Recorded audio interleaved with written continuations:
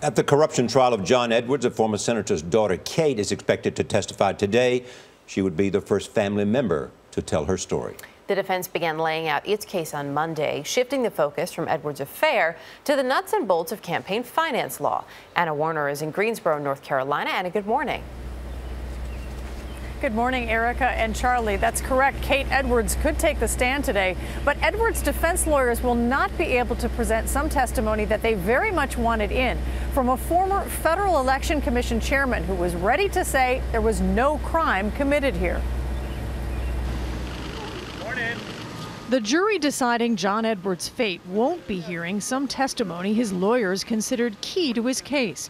Monday, Judge Catherine Eagles threw out most of the proposed testimony from former Federal Election Commission Chairman Scott Thomas after prosecutors objected, arguing his opinions and past FEC rulings are irrelevant to the case. Eagles sent the jury home while Thomas gave a preview of his testimony, saying that the use of nearly $1 million to cover up Edwards' affair with Rielle Hunter wasn't illegal.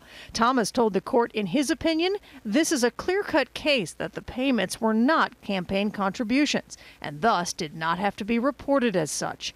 Even before Edwards was indicted last June, Thomas wrote in a letter that the payments would not be considered to be campaign contributions and they did not constitute a violation of the law. But the judge ruled that information would be inadmissible. Edwards' attorney Abby Lowell protested, telling her he thought the decision might constitute a reversible error that could be overturned on appeal. Eagles fired back, saying, "That sounds like you're arguing with me."